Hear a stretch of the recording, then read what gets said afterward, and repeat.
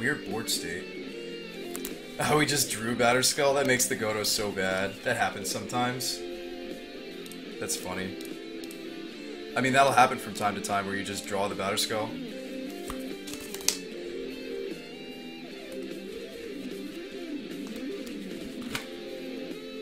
I don't know why, but he keeps giving us outs.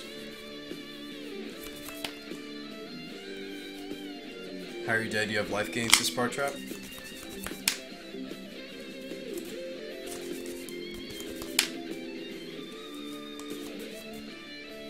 Maybe we were all thinking he had more mountains in play than he really did. I mean, if we do the count, 1, 2, 3, 4, 5. Yeah, it's the 6th mountain. So maybe he's just not running enough mountains in his list. I don't know. Like, when you're in this position, escape shift, and your opponent's almost dead, you should just be able to crack your Tribe Elders to kill your opponent.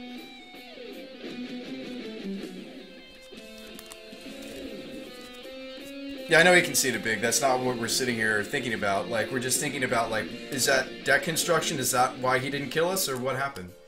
Why didn't he snap bolt me?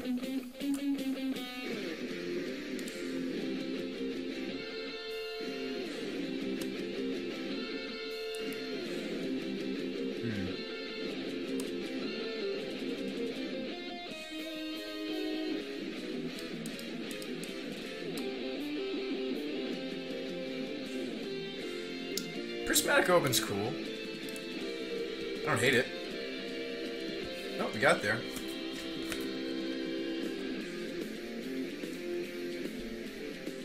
Alright guys, so like I said, we're going to take a brief break here. We're going to set up the... that is really cool. The Braille cards.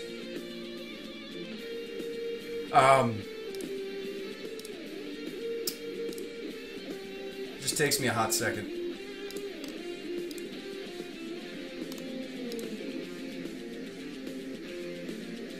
You can't believe he conceded he had that?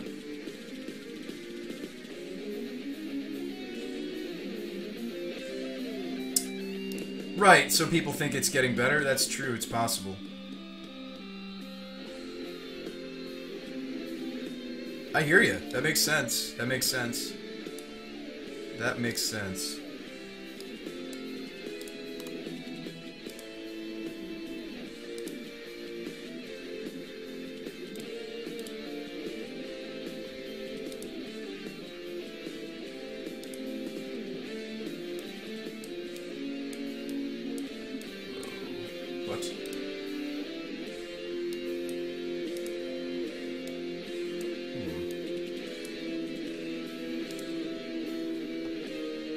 Try that, see if that fixes it. Select region. Come on, OBS, don't play this game with me. Maybe if I do entire window, it won't. Hang on. Turn it off, turn it on. What do we see? We see nothing.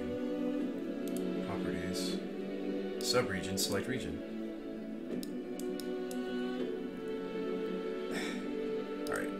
Inner window, select region. Gotcha! Alright.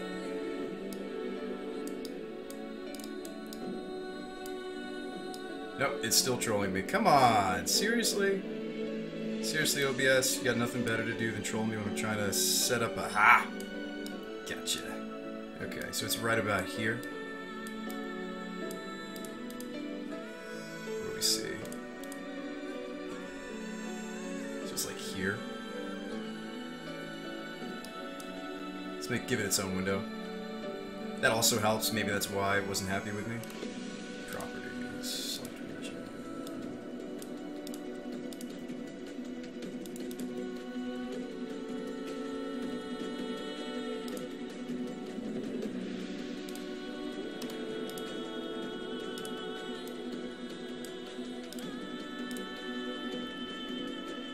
It's like here.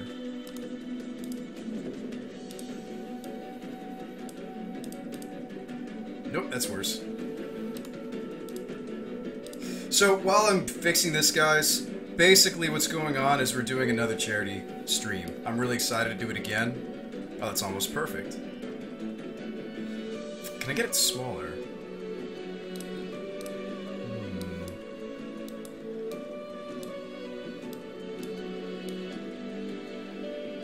Can I make this smaller? I just want, like, this part of it.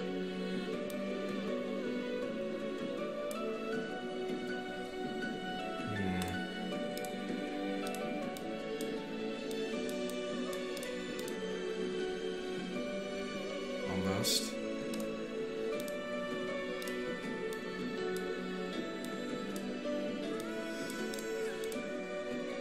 It's so close, guys. Well, you can see that. That's probably perfect for at least today's purposes. Just needs to be a little wider. A little bit wider. That'll work. Okay.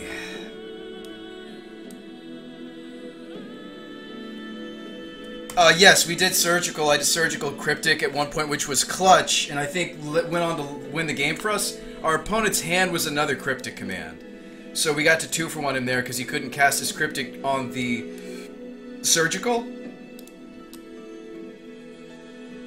So it was actually very clutch, and it was good that I paid it with black mana instead of life. It was very important because what? Didn't we go to 1 at one point? It was very important. This is what we're playing Legacy. This is the Deadliest Catch. It's roughly based off what I play in paper, minus we're testing Monastery Mentor instead of Doomsday. Shelldock Doomsday. It's actually less taxing on the sideboard by 1 card. Doomsday Shelldock package is a 5-card package because you have 4 Doomsday and then 1 Shelldock. So the one thing that I can say positively about the Mentors, even though they take a little longer to kill someone, which is a big deal, and they're not good in every matchup because some opponents commit to the board even better than a Mentor can. Elves and Goblins are prime examples, but I mean, Elves is the one that's majorly represented right now as far as could clog up the board kind of decks to interfere with the Mentor sideboard game plan. It's 1 less card, so that is a positive. The negative, of course, is that let me blow this up so if you don't recognize some of these names, you can see it a little better. Let me blow up the main deck as well. A little bit. Doomsday's complicated to play. Not really big. Well, I can say that because I've been playing this variant of Finns for a long time, I suppose. About 2 years, 2-3 years. Yeah, it's been about 3 years now. So I'm kind of, I wouldn't say I'm like the mastermind. Obviously I didn't design the deck, but I've certainly mastered most of the interactions. I've mastered all the interactions, but I haven't always mastered, you know,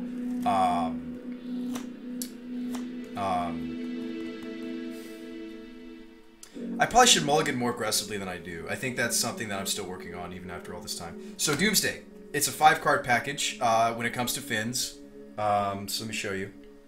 Let's get the lighting right so you can actually read the cards. Okay, so those are Doomsdays, right?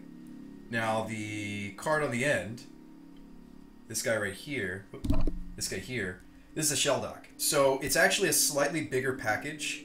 Let's see if we can get the lighting right. There you go. Because you need, you know, it's a 5-slot package. Yes, Big Hips, that's true. You do have to stack it right. I mean, it's not as simple as, okay, you put an Emrakul in there, you put the Shelldock in there. Some games you're going to need to put the Pithing Needle in there. You're going to need the Pithing Needles. Some games you're going to need to put a Massacre in there. Well, no, Massacre doesn't come as much. I've put the Singleton Void Snare in those piles. That comes, not the Flusterstorm, there you go. Void Snare comes up. It usually involves Pithing Needle, maybe Thoughtseize, or Therapy if that's what you're running. Because you got to break through some permission to land the needle. Typically it's like Hand Hate, Pithing Needle. They're not actually that complicated because you're playing Tinfins, which isn't the same as straight Doomsday Storm combo. That's really impressive. I just realized it tells us how many donations it took us to get to the $150 threshold. That is impressive. I took off where we left off. So last time we raised... I just totally screwed that, didn't I? Last time, team, we raised $150 for the gamingforgood.net. So let me take you to gamingforgood.net. This is where you need to go if you want to learn more about the charity that I'm running, who it benefits, what you get out of it. The cool thing about doing the Gaming for Good, and that's why I want to do it again, is because you guys actually get something. It's the Save the Children Foundation. Can't believe I found someone else who knows how to play Doomsday this big. Yeah, Jim, you're giving me, Jim's right. Big Hips, you're giving me way too much credit. I would love to learn how to play actual vintage or legacy Doomsday. It's not. It's just it's a viable sideboard plan for Tin Fins. It's really good against Miracles. It's really good against Stoneblade. It's really good against any of the slower decks of the format. It's a really solid way to sideboard, because typically your opponent isn't going to interact. Those are not typically Wasteland decks. So let me show you. So all of these sweet games you can get points for. Risk for Rain actually is another great one we should talk about. So when you donate, you're donating to the charity, but let's check out this game real quick. Doomsday isn't very good in Legacy at the moment.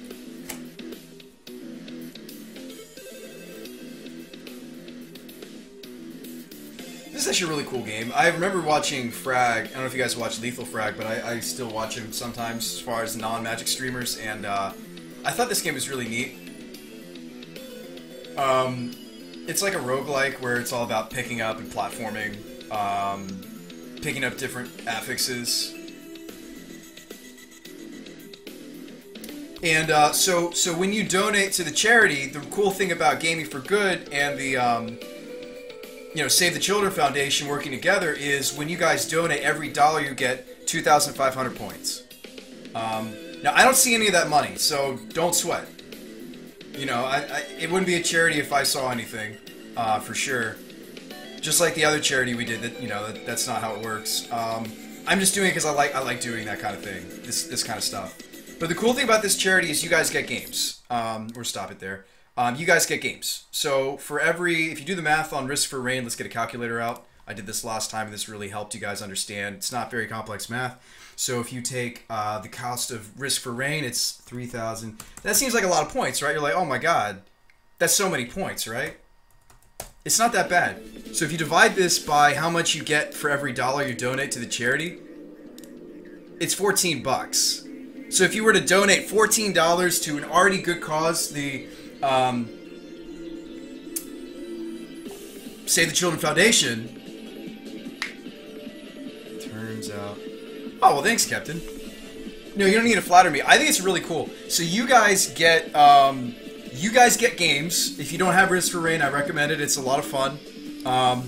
And you spent 14 bucks, but you're not spending 14 bucks. You're donating 14 bucks, but you also get a game. How cool is that? There are other games in here I really recommend. Rise of the Triad is an interesting one. This one's a little more, honestly. I think this is a shooter, first-person shooter. Yeah, I remember this game.